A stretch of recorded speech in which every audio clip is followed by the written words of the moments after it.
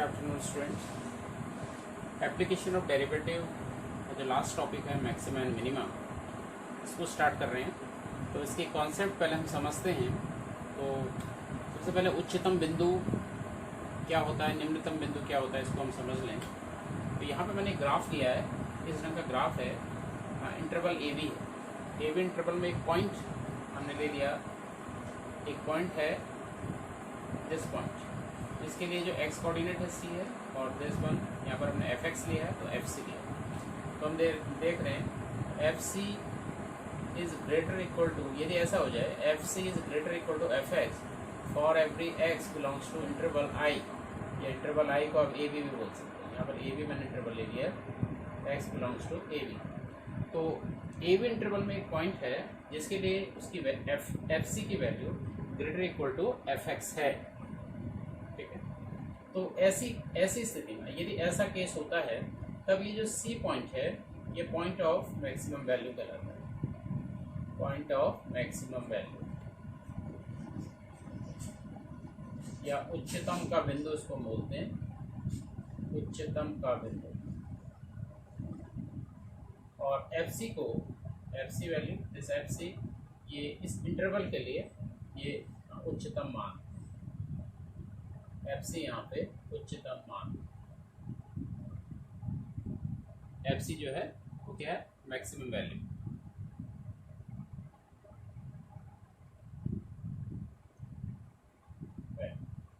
अब एक दूसरा ग्राफ लिया है, तो ग्राफ इस रंग का है, इंटरवल यहाँ पर भी ए बी लिया गया है। तो यहाँ पर एफ सी, ये सी पॉइंट है, तो एफ सी यहाँ पर आप देख रहे हैं in this graph f C is less equal to F x. F c की जो वैल्यू है वो हमेशा एफ एक्स से कम है, एफ एक्स के इक्वल है for every X belongs to I या ए।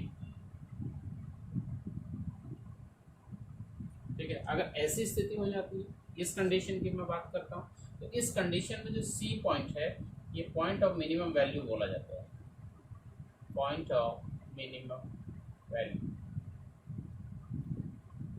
या इसको बोलते हैं निम्नतम का बिंदु, निम्नतम का बिंदु। और एफ सी की जो वैल्यू, यहाँ पर जो एफ सी की वैल्यू है ये निम्नतम इसको मान बोला जाता है, निम्नतम मान या मिनिमम वैल्यू, मिनिमम वैल्यू। तो दोनों ग्राफ में अंतर समझना है। यहाँ पर आपको दिख रहा है दिस पॉइंट सी, यहाँ पर ये पॉइंट सी जो है ये पॉइंट ऑफ मैक्सिमम वैल्यू दिखा रहा है, और यहाँ पर ये point c point of minimum value show कर रहा है। अब एक ग्राफ और मैंने यहाँ पर लिया है, तो इस ग्राफ को आप ध्यान से देखिएगा, ग्राफ इस ढंग का है। तो यहाँ पे कुछ पॉइंट्स हैं, आप देख रहे हैं, मान के चलते हैं पॉइंट पी है, this point is q, this point is r and this point is s, this point is t. हमने कुछ पॉइंट्स ले लिए। तो इन पॉइंट्स को आप देख रहे हैं, दिस पॉइंट्स किस प्रकार का है। अगर हम इससे पहले हमने पढ़ा था इंक्रीजिंग एंड डिक्रीजिंग फंक्शन, वर्धमान एवं ह्रासमान फलन।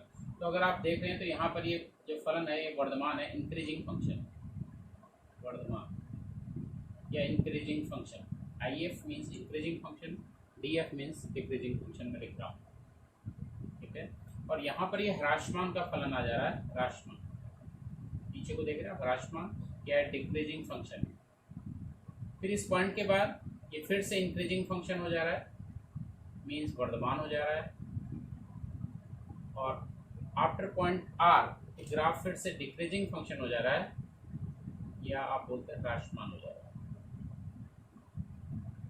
और एस के बाद फिर से इंक्रीजिंग फंक्शन है या वर्धमान का फलन है, और टी के बाद फिर से ये डिक्रीजिंग फंक्शन है या ह्रासमान। ठीक है, तो इन पॉइंट्स को देखते हैं। यहाँ पर जो पॉइंट्स हैं जहाँ पर फंक्शन चेंज हो रहा है, वर्धमान से ह्रासमान हो रहा है, वर्धमान से ह्रासमान हो रहा है, आप देख रहे हैं यहाँ वर्धमान से ह्रासमान हो रहा है, यहाँ पर वर्धमान से ह्रासमान हो रहा है, फिर वर्धमान से ह्रासमान हो रहा है। तो point P R and S यहाँ पे चेंज हो रहा है इंक्रीजिंग फंक्शन से डिक्रीजिंग फंक्शन।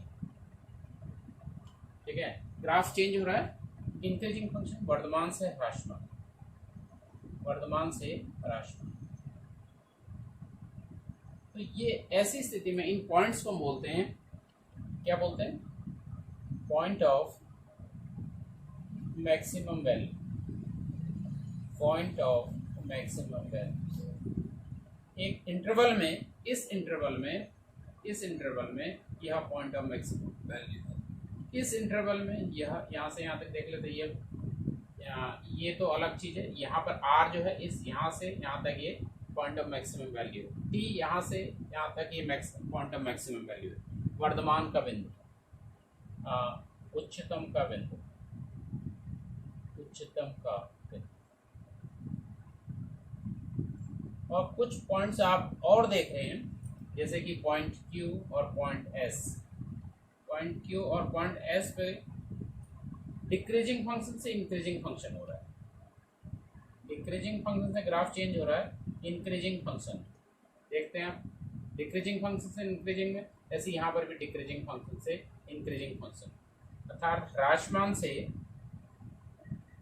ये वर्धमान में चेंज हो रहा है। तो ऐसे पॉइंट्स को पॉइंट ऑफ मिनिमम वैल्यू कहा जाता है, पॉइंट ऑफ मिनिमम वैल्यू, ठीक है, निम्नतम का बिंदु, निम्नतम का बिंदु, ठीक है, निम्नतम का बिंदु। इस चीज को आप देख लीजिए, ये इस ग्राफ में P, R और T ये जो है पॉइंट ऑफ मैक्सिमम वैल्यू है। यहाँ पर जो ग्राफ चेंज हो रहा है इंक्रीजिंग फंक्शन से डिक्रीजिंग फंक्शन में, और पॉइंट Q और S ऐसे पॉइंट है जो कि पॉइंट ऑफ मिनिमम वैल्यू, ठीक है, क्योंकि graph changes from decreasing function to increasing function. First derivative test या प्रथम अवकलज परीक्षण, फर्स्ट डेरिवेटिव टेस्ट से आप कैसे मैक्सिमा और मिनिमा को निकाल सकते हैं, कैसे point of maximum value and point of minimum value को निकाल सकते हैं, इस चीज़ को ध्यान में रखिएगा। तो पहली चीज़ आप ध्यान रखिएगा, जैसे मान के चलते हैं ये पॉइंट है P, ठीक है, यहाँ पर अगर आप एक टेंजेंट खींचते हैं, ठीक है, तो टेंजेंट जो होगा वो x एक्सिस के पैरेलल होगा। तो x एक्सिस के पैरेलल है तो f' जो होगा, आपको मैंने बता रखा है f' जो होता है वो tan थीटा के इक्वल होता है। तो f' यहाँ पर tan थीटा, तो tan 0 दैट इज 0, क्योंकि दोनों ये x एक्सिस के पैरेलल है, तो f' की वैल्यू tan 0 या 0। चाहे आप पॉइंट P की बात करें या पॉइंट Q की बात करें, at points P and Q, कहने का मतलब है जो मैक्सिमा और मिनिमा के पॉइंट्स होते हैं, ठीक है, at the point of maximum value और at the point of minimum value the first derivative is 0। First derivative जो होता है वो 0 होता है, पहली चीज ये याद रखें।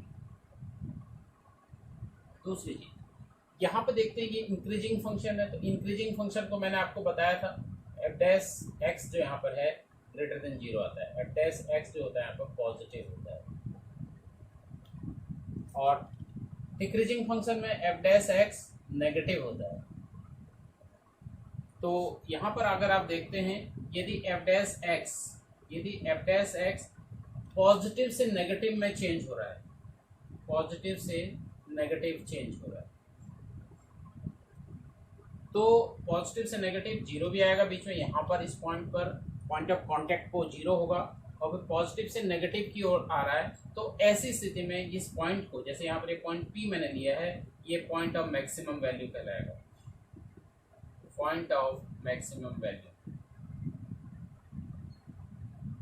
उच्चतम का बिंदु, उच्चतम का बिंदु। तीसरी चीज के लिए आप इस ग्राफ को देखिए डिक्रीजिंग फंक्शन है, डिक्रीजिंग फंक्शन में f' जो होता है और नेगेटिव होता है, और फिर इस पॉइंट के बाद ये ग्राफ जो हो रहा है इंक्रीजिंग फंक्शन हो जा रहा है, तो f' जो हो रहा है फिर से पॉजिटिव हो रहा है, ठीक है। तो कहने का मेरा मतलब है यदि f' की वैल्यू पहले नेगेटिव थी, नेगेटिव से पॉजिटिव में चेंज हो रही है, मतलब ऋण से धन में चेंज हो रही है, 0 हो जाएगी पॉइंट ऑफ कांटेक्ट पर Q पर, तब ये जो पॉइंट है दिस पॉइंट Q, ये पॉइंट कहलाएगा point of minimum value, point of minimum value या निम्नतम का बिंदु, निम्नतम का बिंदु। और पहले केस में ये उच्चतम का बिंदु था, तो जो FC की जो वैल्यू है ये इसकी उच्चतम मान हो जाएगा। यहाँ पर FC, क्योंकि Q is the point of minimum value, तो यहाँ पर FC जो है वो क्या है, निम्नतम मान है इसका।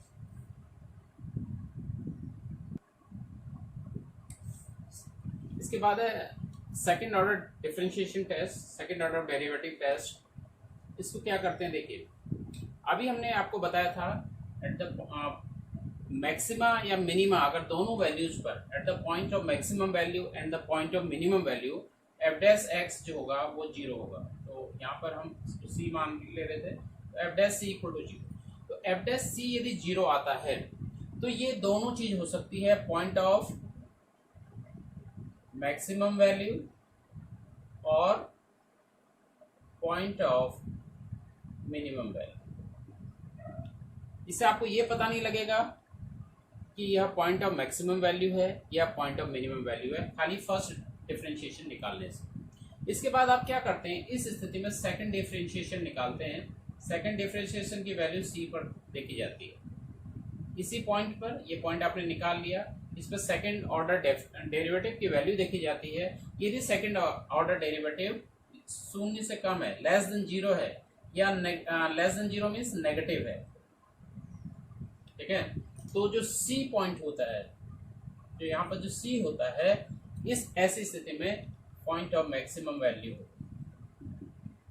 Point of maximum value. ध्यान रखिएगा, eight the point of maximum value first derivative is 0 and the second derivative is negative, ठीक है।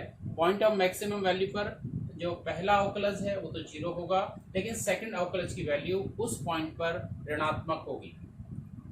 And if f double dash c means second order derivative is greater than 0, ये अगर positive हो जाता है, second order derivative positive हो जाता है, तो ये जो c है ये पॉइंट ऑफ मिनिमम वैल्यू,